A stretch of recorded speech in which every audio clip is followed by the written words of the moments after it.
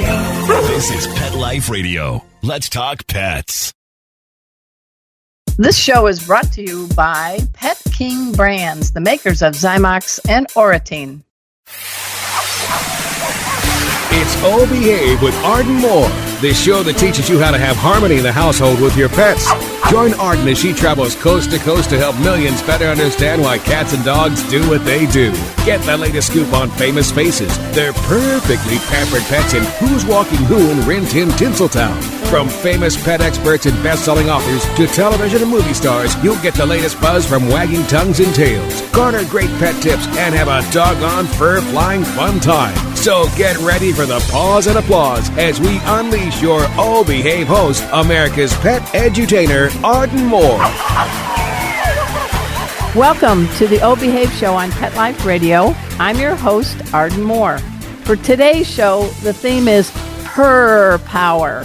That's right. Never underestimate the healing, soothing power of our feline friends. And our two special guests today, they're going to spotlight some behaviorist cats who are upping the quality of life for humans. Please welcome to our show Dr. Annie Valuska. She's an animal behaviorist at Purina, and Moira Smith. She's a team evaluator and cat handler at Pet Partners. Hey, ladies, welcome to the show. Thank you. Thanks for having us. All right. Listeners, get ready to dive in to discover how therapy cats, yes, therapy cats, are working their magic to perfection on all levels for all types of people. But we got to take this commercial break. So sit, purr. We'll be right back. Time for a pause. 4 furry ones, actually. Sit and stay. Oh Behave will be right back. Hey, pet pals. Arden Moore here. Itch, scratch, rub, chew, repeat. Does that sound like what's happening to your pet? Help is here. Zymox skin and ear care products can help calm and soothe your pet's angry skin or red infected ears.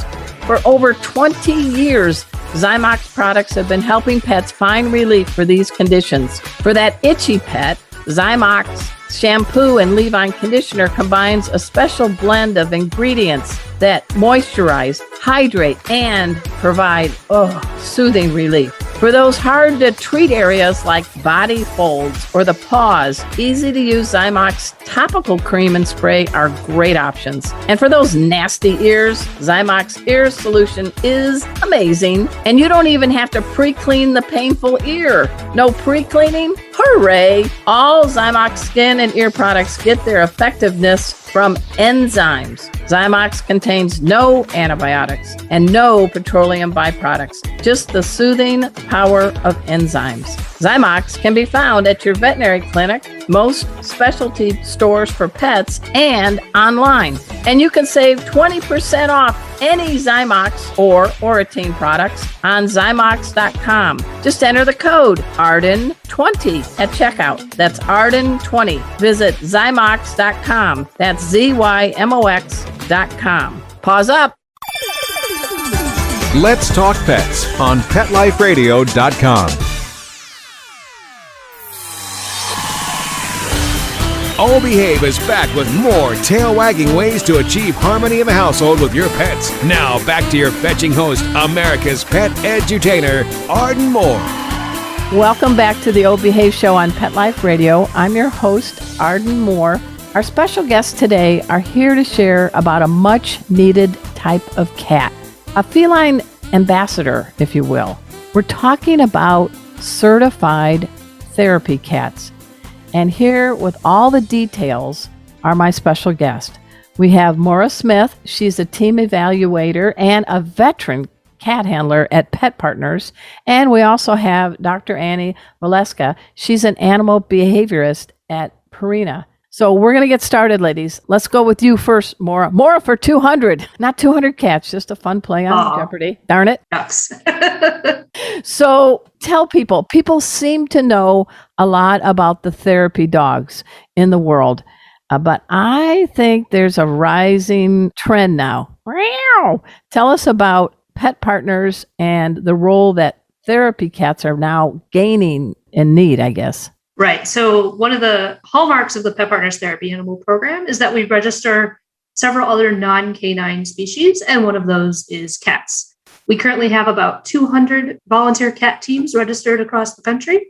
That's cool. With the help of this wonderful partnership with Purina, we're hoping to raise that number. Yeah. Because a lot of people they love their cats, but they might not realize that there are cats who can fulfill this role out in their community as well. Yeah. And how about you, Dr. Annie? How does Purina, which does a lot of things, years ago, I was actually part of your team that helped build 500,000 dream dog parks all over the country. Woof. So tell us how Purina sees the value of partnering with pet partners, which is going to be a lot of partners in the words today, guys, if you haven't figured that out yet. Okay. Yeah. So Purina, of course, believes that pets and people are better together. And Cat Chow specifically really saw an opportunity to bring some more cats to people that need them. So the last month, for example, in honor of Mental Health Awareness Month, Cat Chow teamed up with Pet Partners and the Institute on Aging, which is a nonprofit that's dedicated to enhancing the quality of life for aging adults. And we really wanted to bring those therapy cats to those senior adults. And in this case, we were doing it virtually. Well, isn't that cool? I mean, welcome to Zoomland, right? Because nowadays you don't necessarily have to be there pardon the pun, in person to be able to do some good. Moira, you have an amazing cat, Wayne. Tell everybody about Wayne. He's a ginger boy like my ginger cat, Casey. So my lovely Wayne, he was an adopted shelter cat. We joined Pet Partners in 2012, and we volunteered at a nursing home in Queens for about 3 years. And then he kind of told me that he wanted to retire. So he took on the job of kind of a foster mentor. So when we foster cats, he's kind of the chill guy that lets them know that everything's that's nice. A-okay. And because I have always had therapy pets my whole life. I think I'm on, it started with a corgi named Jazz, then a husky mix named Chipper, a gray and white cat named Zeke. Now it's a terrier mix named Kona, and my orange tabby, Casey. And guess what? We're trying to get our next dog, a little 9-pounder named Emma Gemma. She just got her CGC, Canine Good Citizen. So I am totally on board on the value that therapy cats and all kinds of pets can play. So Dr. Annie, from a behavior standpoint, nursing homes, schools, I know that there's a rise in police departments having like therapy like pets, canine units to help people. Tell us from your perspective, what cats bring to the table when it comes to making us two-leggers feel better. Absolutely. And there is just starting to be a body of work built where we're getting actual data to kind of support what I think all pet owners already knew, which is that pets, and including cats, can really bring some healing to people. Yeah. Studies have found that the pets can boost our mental health. They can decrease our feelings of loneliness, and they can also enhance our sense of well-being. And I think the reason that Cat Chow partnered with Pet Partners and the Institute on Aging is because I think for seniors especially, and during the pandemic in particular, they're more likely to experience that isolation and loneliness. So Cat Chow was really able to help bring those therapy cat visits to them and go through all those things I just talked about, boosting their well-being and really making them feel less lonely and more connected. That sounds great. I know I have a little chart I keep with me, and I always talk about the different chemicals that are released in our bodies, the good ones and the uh-ohs. And I think kitties are good about the cuddle hormone, oxytocin, right? Absolutely, yes. Yay, I sounded smart for a moment. Moira, how did you get involved with Pet Partners and give people a little 411? It's a great program. It's been around a long time. It's a national leader in therapy programs. Right. So we are located all across the country in all 50 states, and we encourage anyone who wants to get involved to check out our website, petpartners.org. That makes it easy. Yes. The first step in the process is telling us about your animal, and then you are going to have to take a handler course. Because a key to our program is educating the human end of the leash. Okay. So let's go into that, because I just finished taking the training course to be a canine good citizen, not me, my little dog. And there's 10 steps that a dog must pass before they can even go into a reputable pet therapy program such as Pet Partners. And you still have to be shadowed by people and things like that. Can you tell us the difference? Because when I went through things with Casey, my safety cat, my ginger boy, it's a little different in the requirements for a cat versus a dog. Can you help us with that distinction? Right. So people who are just kind of getting into this, a couple of things they need to keep in mind, in particular with their cats, is that they are going to have to be leash and harness trained. Mm-hmm. So if you've got a new cat, you should start working on that. And Arden, you can probably give us tips, but take it slow, make it positive. And then also they are going to be transported outside your home. So you need a kitty who is okay with traveling. No agoraphobic kitties allowed, right? Right. Well, yeah, that's important. Now, Casey loves when he gets his harness on and his leash, and I actually bring him in on a pet stroller. He wears a cowboy hat because we're in Texas. And I think they know that it's time, right? Absolutely. Showtime, right? Yeah. So that's number one. That's a really good tip. What are other things that distinguish cat therapy versus dog therapy? Right. So, of course, your cat has to be super friendly. It has to be really interested in interacting with people, and that includes strangers, so people outside of your family. That's kind of the key trait of a good therapy animal. They don't have to do the same obedience skills as dogs, of course. I could just see him at a dog obedience class going, yeah, you dog, you got to watch for that distraction, sit still, let the stranger pet you. I think there's cat jokes going on. Yeah. I'm having a little fun. But yeah, I do like the fact that you're distinguishing that they're two species.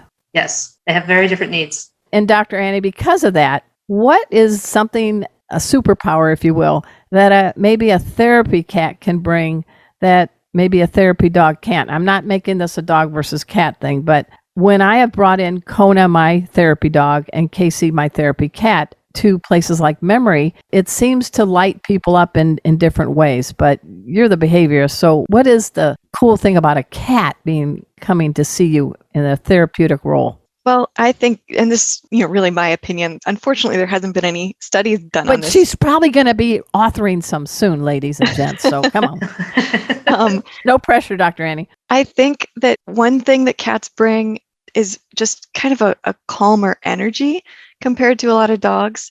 And I think another really special thing about interacting with a cat is that cats do have this reputation for being a bit more independent, a bit more discerning in who they want to socialize with. And so I think when you are visiting with a cat who is enjoying being pet by you and, showing you that attention, there is this feeling that, okay, I must be pretty special if this cat is choosing to let me in his space and, wants affection from me. So I think those are two things that cats can bring to the table in a really special way compared to dogs. Yeah, I used to think that, people say, oh, my dog loves me. And they say it like, no problem. And then you might hear them say, and I think my cat loves me too.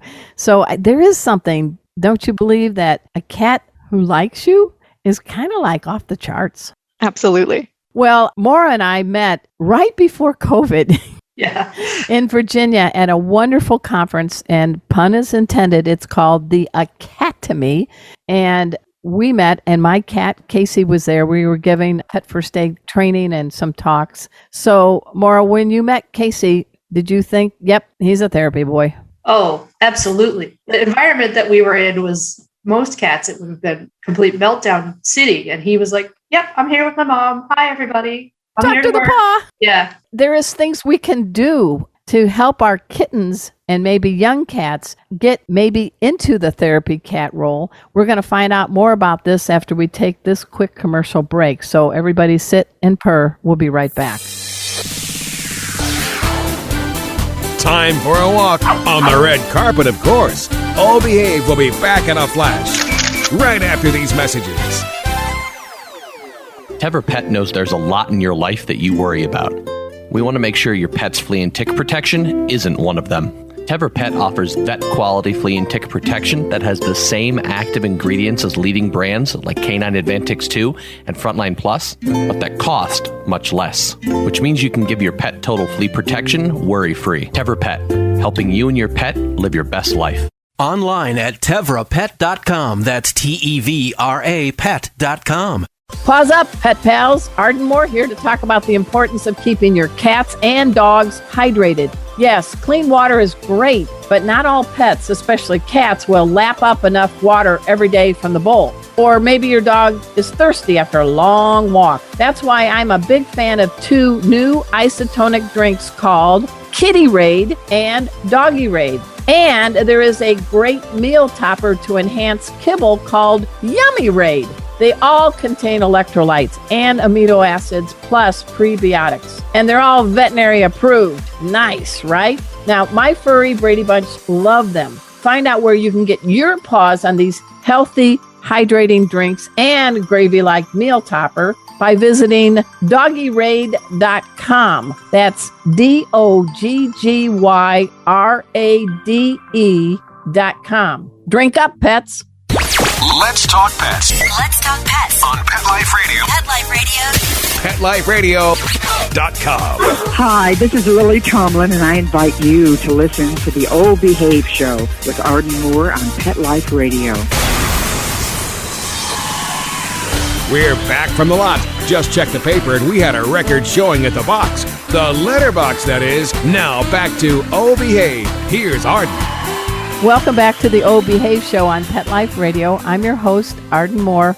We're talking about therapy. We all need it. And wouldn't you like to have a perfect partner to help you feel better about yourself? Don't feel so lonely. Make a smile pop on your face. We're talking about the emerging popularity of therapy cats. And our guests today know a few things about them. From Purina, we have an animal behaviorist, Dr. Annie Valuska, and from Pet Partners, a very, very big, long-time established pet therapy program, we have Moira Smith. So when I got Casey from the San Diego Humane Society, he was about 4 months old, and the first thing I did, I always make our pets feel safe, but we were touching the paw pads.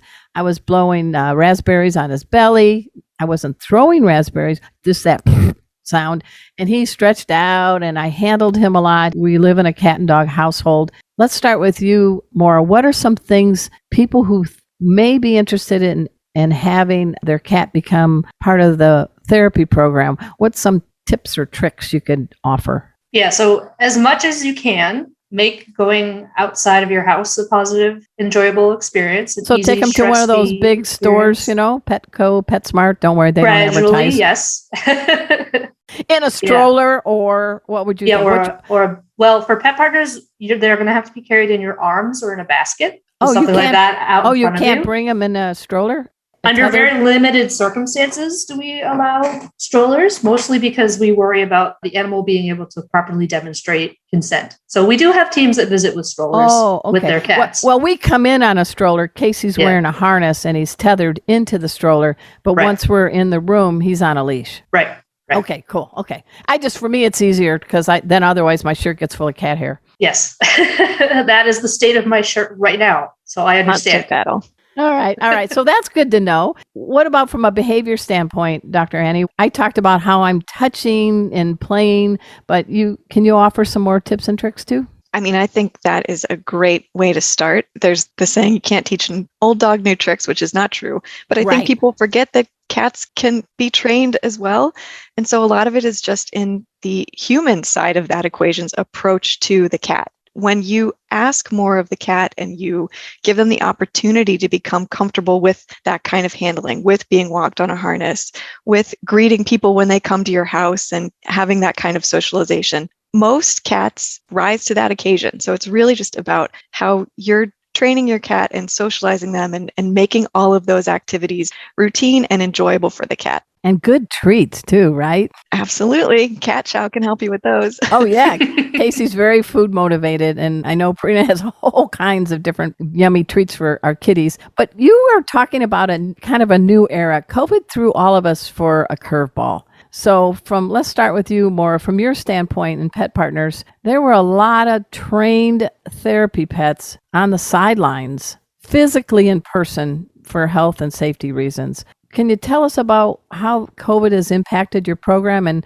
how you've kind of done a reboot? Yes. So like everybody, we kind of had to pivot to how can we continue to deliver our mission in a virtual format. And that's a big piece of what we're doing, this partnership with Purina. They are helping promote 50 virtual visits with older adults. I love that. So that we could really make sure that we were able to match folks. Even if you didn't happen to have a therapy cat team in your community, we could still match you with somebody and you can interact with them virtually over the computer. So a lot of our teams did that. Give me an example. Okay. I am now 80 years old. Poof. And I'm in Paducah, Kentucky. And my family's far away. And I'm kind of lonely. And I heard about your program. But I am computer literate. I know how to hit a Zoom button or whatever. So walk me through it. So tell me how I get to see my virtual therapy cat. So the Institute on Aging has a toll-free hotline that you can call and sign up for your virtual visit. Okay. I'm actually looking for the phone number right now. Okay. Yeah. And when you get to it, we can also repeat it at the end. We really would love to do that. Keep going. Yes. So do you want the number now? Yeah. Yeah. Okay. 800-616-5152. Okay. 800-616-5152. My phone's ringing. I'm 80 years old in Paducah, Kentucky, and I've done all the things. So what am I going to get to see with this cat virtually? So there should be a handler in their cat, and they will have a conversation with you, show you their cat. Maybe their cat knows some tricks. Just tell you all about their lives. And it really is, it's up to the handler and the client, whatever kind of interaction they want to have. Okay. All right. I bet there's a lot of fingerprints on the screen. I bet because they all probably automatically want to pet the kitty, right? Yeah. So bring your Windex, after the show. From the behavior standpoint, what's happening, Dr. Annie, for the person, even though the kitty is not there physically in the room, there's still benefits? Absolutely. And if you've been on the internet, there's a lot of cat content. So people obviously I think cats enjoy are being dogs on internet. People obviously enjoy looking at cats, but in fact, there is research supporting this. Research has found that engagement with virtual pet content can still be impactful and have that benefit on mental health while still keeping everybody safe. That's awesome. So my cat does silly tricks, sits, touches paw, does a very slow spin, leaps up on a table on cue and moves his tail up and twits when he comes to see me. But those are simple, but I think they're I know I'm not going to be on America's Got Talent, but Maura, what are some other things that some cats are able to do? So some of them are spontaneous and some of them are trained. One of the things that people really liked when I would visit with Wayne, so we would put a barrier down and he would go on somebody's bed and he would stand up, turn around, lay down, but then he would do the little snuggle, settle in thing. Yeah. That just made people's day of oh, he's getting comfy with me. He really likes me. That just made people so happy. So little things like that are kind of normal to us, they can be really impactful when visiting someone who's not having a great day. Well, as you know, Casey talks and he likes to answer questions. And I think having a yappy cat might be helpful too. He has no Siamese gene in him, but I'll say, Casey, you ready to say hi to everybody? Nom, nom, nom, nom, nom, nom. So you want a treat now? No! So is it helpful sometimes to have a cat that's outgoing and not irritating vocal, but a little conversation? Yeah, and it'll depend on the handler knowing their cat because your case with Casey, he has learned to chat with you. That's just something he likes to do. Mm-hmm. Some cats, when they meow, they're actually trying to tell us oh, help me. I don't want to do this anymore. So it's very case by case, and it depends on the handler really knowing their cat. Okay. Now, the other thing is all about safety and legal beagles out there. You go through a process with your cat, and then you get, you're handled, I guess it's insured, what bonded, what would be all the legal beagle terms? Yeah. So people who volunteer with Pet Partners are a registered team that have been their animal, and they are covered by our $2 million liability insurance when they are volunteering as a Pet Partners team in a facility. Yeah, and I won't show the other group, but there's Casey's. He has an ID card, and I have an ID card. Yep. So we don't want to get confused. I'm the two-legger, he's the four-legger, but that's also good, too. You show a photo ID. Yep, you have to have proper identification stating that you have gone through the training and test to be a member of the organization. There's some third-party verification that you're safe and you know what you're doing and you're prepared. And we talked at the beginning, you said that cats, there's about 200 teams with Pet Partners across the country, and dogs are overwhelming, I know, in popularity. But what are some of the other therapy pets that might surprise people at Pet Partners? Let's see if I can recall the whole list. Please don't say an alligator. No, unfortunately, none of the exotics, so no reptiles at this time. Okay, all right. So we've got dogs, cats, rabbits, horses, pigs, llamas, alpacas, guinea pigs, rats, and birds. I think that's all of them. Yeah. So from a behavior standpoint, Dr. Annie, what do you think about all of these different species that are making us two-leggers better off? Yeah, I think, again, pets and people really are better together, regardless of what that pet is. There's something really special about the bonds that we have with an animal. And I think that's really key to this therapy pet relationship is regardless of the species. From what Moira has said, it sounds like the handlers and the pet have a really strong bond with each other. The pet is going to be responsive to the handler's cues, even in this distracting environment. And the handler is going to be responsive to the pet's cues and really make sure that that consent is there and that the pet is still enthusiastically participating in the therapy encounter. So I think that across all species, that is really the most compelling part of this and just an amazing way that these pets are helping other people. That sounds great. Moira, you and Wayne, how old is Wayne now? Wayne is about, I think, 13. Okay. So what are some things that you learned when he was making his therapy visits that seemed to work? And what were some things you realized? It's just like you can't be a Little League parent that thinks that your child is going to be playing Little League if your child really wants to play soccer or knit. So right. Wayne, I know, isn't knitting right now, but what is it that you can offer as an advice to people to really recognize what the cat is more engaged in wanting to do, and how, when you get to a place, how do you keep that connection going? Right. So one of the first things you'll learn when you're learning how to be a therapy animal handler is recognizing your animal's signs of stress. Oh, good. Good. Let's hear it. And this should be part of your training period too, of like, expose them to different things, see what they like, see what they don't like. What I learned with Wayne is that he was best suited for one-on-one visits. So we would go room to room. He was better in smaller spaces, more low key, more quieter interactions. So what were the signals he was giving you that says, I want to be with only one? Yes. So he's a super sweet, sensitive, mellow boy. Like he will never, ever try to defend himself if he's upset. So he would kind of like curl up and hide and just hide his face and like not want to interact. Okay, but you noticed that. You took note of that. Okay, that's really good. Anything you could say, because you're a behaviorist, Dr. Annie, what are some signs of stress? Because cats are much more subtle than dogs when they're feeling, I don't feel so comfortable here. What would be some other signs we should be on the lookout for? So the one Moira named is a great one, that body position, trying to make themselves as small as possible. That's a big one to look out for.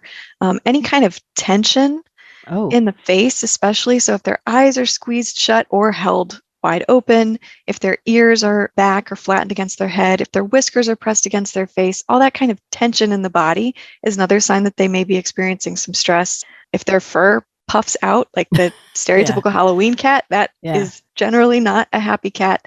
And the vocalizations that we talked about earlier, some cats will make more noise. Oh, this one's my favorite. Hey, is that good? It's radio. I hope the therapy cat never makes that. No, you want this. Right. That's it for my two. I'm learning Duolingo in Spanish, but I don't think they have Duolingo for cat talk yet, but I'm trying. Casey's helping me. He's my tutor. I think and I know with dogs, grooming is very important. I know cats are fastidious groomers, but I give Casey a mani-pedi before every visit. He gets brushed. What are some of the hygiene tips, Moira? Right. So one of the more common questions we get when people first learn that therapy cats are a thing, they ask like, oh, does he have to be declawed? And of course, I'm hoping everybody knows that we really, really, really discourage declawing. It's not recommended anymore. It's really not okay. Do your research about it. So if you have a kitten or a really mellow adult cat, work on training to trim their claws. There are also things like nail caps, things that you can do, but that's kind of for the cats especially, that's a big one. Okay. Trimming their claws. And we do have a bathing rule, but that gets a little bit challenging with kind of the smaller non-canines, especially like bunnies and cats. They're not huge fans of baths. Well, they do make a lot of water-free or waterless shampoos that are reputable, because you don't want to, take all their oils, essential oils out and all that. But yeah, I usually did the water-free on Casey before a visit. Yeah, and we can recommend what products will work for you, because there has to be some kind of sanitizing or antimicrobial action before you go on a visit, because that's what it's about. It's about infection control.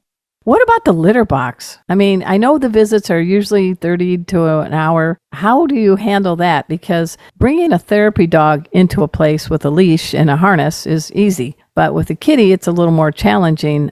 Can we talk poop? Sure.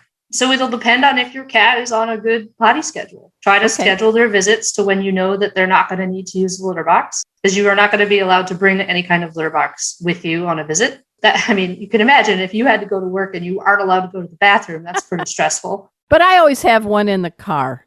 Yeah, you can do that in the car. Yep. Okay. And it depends on how long you're going to be away from the house too. Right. I'm laughing, but it is a serious topic. And, as a behaviorist, Dr. Annie, I know you just want to hear this question, but there's a lot of stress if a cat can't go to the bathroom, and they don't want to be doing Kegels, at a therapy visit. Absolutely. Have you been ever asked that question? I have not, but it's the first time for everything. And another tip to add to what Moira said is that the feeding schedule tends to coincide with the potty schedule. So if you know you have a visit coming up, maybe make sure that they're fed well ahead of time and have a chance to do their business well before you have to go make your visits. They get their cat chow in the morning, maybe let nature take its course and time it for a little bit later down the road, right? Absolutely.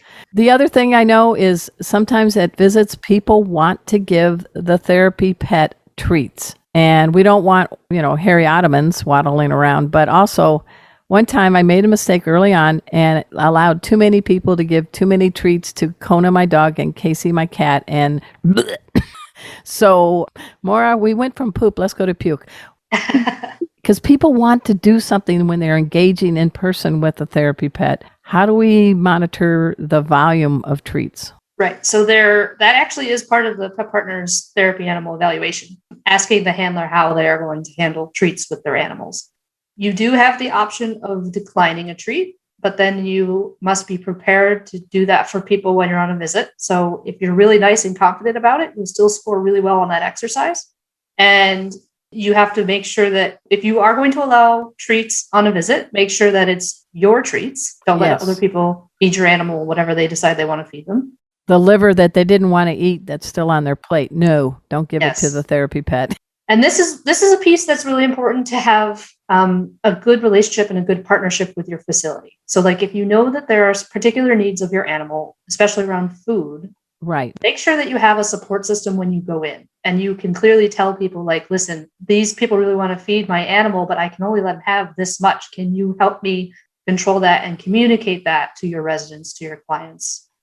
Help us out. Calorie-free petting with a purpose and getting to have the cat on your lap, I think could just be as beneficial than something in their belly. Yeah. In fact, there's research to support that with both dogs and cats. What? Studies have found that a lot of animals find interaction with people or their owner specifically every bit as rewarding as food. So, I like that. That can be a talking point too, that people, I'm sure they want to add these treats to feel like they are giving something back to the pet, but their attention can be just as fun for the pet as that treat. That sounds great. Hey, we're talking about therapy cats and we're wrapping up the show right now. But before we go, we have from Pet Partners, and that's petpartners.org.